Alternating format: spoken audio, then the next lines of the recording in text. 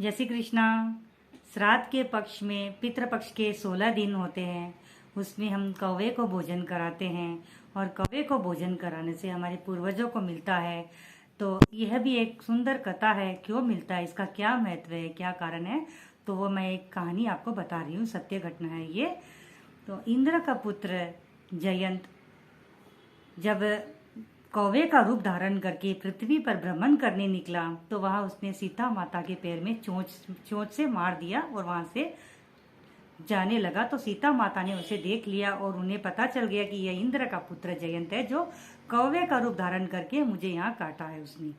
तो थोड़ी देर के बाद में जब राम जी वहां आते हैं, उनके पैर से बहुत सा रक्त निकलता है। वह देख के वो बोलते क्या हुआ, किसने काटा? तो वो बताती है कि इंद्र का पुत्र जयंत कौवे का रूप धारण करके मुझे यहाँ पे काट के चला गया।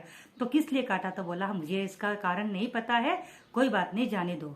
मगर राम जी को यह देख कर वो सह नहीं पाए, उन्हें बड़ा क्रोध आया और उन्होंने अपने धनुष से एक तीर बाण छोड़ दिया और वह तीर सीधा उज्जैन के पीछे पीछे जाने लगा। और वह जयंत वह कौवा उसको देखकर घबरा गया। वह दौड़ते यहाँ वहाँ भागता रहा, ब्रह्मांड में दौड़ते दौड़ते अपने पिताजी इंद्रदेव के पास गया। कहा पिताजी क्या करूँ, ये वाहन मेरे पीछे आया हुआ है। तो उसने कहा क्या हुआ? तो उसने सारा वृत्तांत सुना दिया। तो कहा कि राम जी के हाथ से चलाया हुआ बाण मैं भी नहीं कर सकता कुछ भी, तूने गलत काम किया, हमें कर्म का फल तो भोगना ही पड़ेगा, आज नहीं तो कल।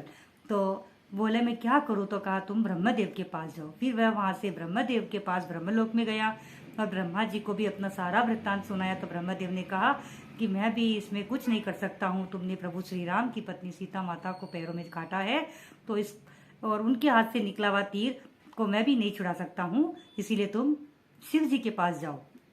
तो वह दौड़ता दौड़ता कैलाश में जाता है महादेव के पास और कहता है, शिव जी को भी अपना सारा वृत्तांत वह सुना देता है। तो शिव जी कहते हैं कि मैं कुछ नहीं कर सकता हूँ, तुमने राम जी कौन है, विष्णु के अवतार है और तुमने उन रामचंद्र जी की पत्नी के पैर में चोट किया है, काटा है, तो तुम्हें उसका फल तो भोगना पड़ेगा। रामचंद्र जी के हाथ से छोड़ा हुआ धनुष कभी व्यर्थ नहीं जाएगा, तो यह तो तुम्हें लगेगा ही। तो प्रभु मुझे इसका निवारण बताओ। तो कहा कि तुम प्रभु श्री राम के चरणों में ही जाओ, उन्हीं से क्षमा याचना करो और वही उसका निवारण बता सकते हैं। तो वह पश्चाताप के मारे प्रभु राम जी के पास वहां गए और प्रभु राम जी से क्षमा याचना करने लगे, प्रभु मुझे क्षमा करे, मेरी गलती के लिए मैं आपसे माफी चाहता हूँ। तो राम जी ने कहा कि मेरे हाथ से छोड़ा हुआ धनुष बाण तो ये बाण तो व्यर्थ नहीं जाएगा, तुझे जरूर इसका फल तो भोगना पड़ेगा, मगर हाँ तेरी इससे मृत्यु नहीं होगी। वह जैसे ही राम जी के चरणों में गिरा तो वह धनुष का बाण, छोड़ा हुआ बाण उसकी एक आंख में लग गया। तो आज भी हम कहते हैं ना, कौवा एक आंख से काना है, उसे एक ही आंख से दिखाई देता है, वह एक ही आंख उसकी घूमती रहती है। तो यही कारण है। और राम जी उस पर बड़े प्रसन्न हुए कि उसे उसकी गलती का पश्चाताप हुआ, ग्लानि हुई।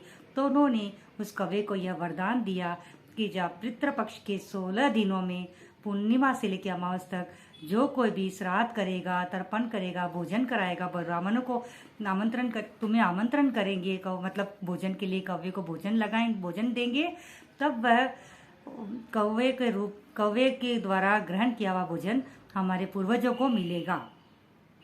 जैसे हम कहते हैं ना किसी में कि इसमें माता जी आई है, उसमें वह उसी प्रकार कौवे के भी शरीर में हमारे पूर्वजों का विराजमान होता है उस समय और वह ग्रहण करते हैं।